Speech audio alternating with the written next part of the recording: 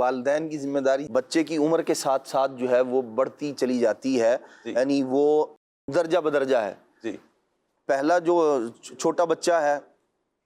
تو اس کی تعلیم و تربیت اس کی عمر کے اعتبار سے ہے، اس کو مینرز، اس کو کھانا پینا، دیگر چیزیں، اگر مثال کے طور پر آپ رشتہ داروں کے ہاں جاتے ہیں تو وہاں اس کا انداز کیسا ہونا چاہیے، تو معاشرے میں رہن سہن، جو فرائض واجبات کا علم ہے اس کے ساتھ ساتھ جو اخلاقیات ہیں، جو مروت کا تقاضا ہوا کرتی ہیں، وہ چیزیں بھی والدین نے ہی سکھانی ہوتی ہیں۔ جیسے جیسے اس کی عمر بڑھتی چلی جاتی ہے، وہ عمر جس کے اندر بچے پر فرائض و واجبات نہیں ہیں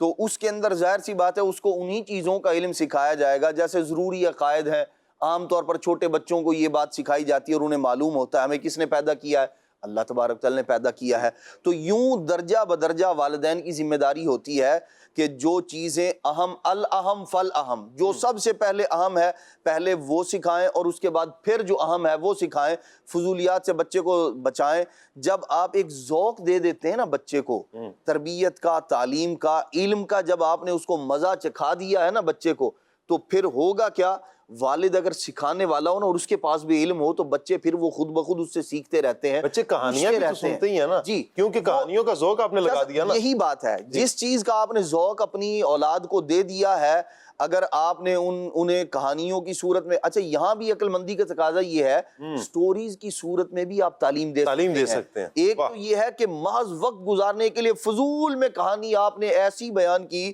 جیسی اس کہانی اور یوں کہہ لیں مہارت پر ہارون رشید نے سزا دی تھی، کہ ایک آدمی جو ہے وہ بڑا، اس نے کہا مجھے بڑی مہارت حاصل ہے، تو بھائی کس بات میں مہارت حاصل ہے، میں نے کرتب دکھانا ہے۔ اس نے کہا بھائی دکھاؤ کیا کرتب دکھانا ہے۔ اب بادشاہ کو اور جو اس کے وزراء اور یوں کہہ رہے ساری سلطنت کے جو عقل مند ترین افراد تھے ان کو ایک آدمی لے کر بیٹھا کہ جی میں نے کرتب دکھانا ہے، کیا دکھانا ہے۔ اس نے ایک سوئی یوں درمیان میں کھڑی کی اور دوسری سوئی سے یوں کر کے نا دوسری سوئی پھینکی تو وہ اس کے سوراخ میں سے گزر گئی۔ کہنے لگا دیکھیں جی یہ مجھے مہارت حاصل ہے۔ بھئی ہم تو سوئی میں دھاگا بڑی مشکل سے جو ہے وہ ڈالا جاتا ہے، بعض افراد سے یہی مسئلہ بن جاتا ہے، اور اس نے دور کھڑے ہو کر سوئی کے سوراخ میں سے دوسری سوئی کو گزار دیا۔ بادشاہ بڑا حیران ہوا، کہنے لگا اس کو جو ہے نا اتنی اشرفیاں دی جائیں اور جتنی اشرفیاں دی جائیں اتنے اس کو درے لگائے جائیں، کوڑے بھی مارے جائیں۔ اس نے کہا جی یہ کیا بات، کہا کہ یہ جو تو نے محنت کی ہے اس وجہ سے تجھے درے لگائے گئے ہیں، اور یہ جو فضول کام کیا ہے جس کا کوئی فائدہ نہیں ہے، اور ہمیں بھی ایسے کام کے لیے دی گئی ہیں اشرفیاں اس کام کے لیے کہ بھئی جو تو نے مہارت حاصل کر لی ہے، سوئی کے اندر سے تو نے جو ہے وہ دوسری سوئی کو گزار دیا ہے، لیکن یہ اتنے لوگوں کا جو وقت برباد کیا ہے، ضائع کیا ہے، جس کا کوئی فائدہ نہیں ہے، اس کی وجہ سے تجھے درے لگائے جائیں گے۔ تو بات یہ ہے کہ اگر آپ نے اپنے بچوں کو ایسی ایکٹیویٹی کے اندر لگایا ہوا ہے پھر تو یہ سوالیہ نشان ہے کہ کہیں کوئی بادشاہ وقت آئے جو آپ کو جو ہے نا وہ درے لگائے اور پھر بندے کو خیال آئے کہ بھئی، لیکن پہلوں کے جو واقعات ہیں ان سے عبرت حاصل کرنی چاہیے ہمیں، اپنی اولاد کا خود بھی وقت ضائع نہ کریں۔ اگر سٹوریز کی صورت میں سکھانا ہے تو غلام رسول جو ہے وہ ماشاءاللہ بہترین تربیت کر رہا ہے بچوں کی، وہ دکھائیں، اور اسی طرح جو بچوں کا مدنی چینل ہے وہ دکھائیں۔ امیر سنت کے بڑے پیارے پیارے رسائل ہیں بچوں کے حوالے سے،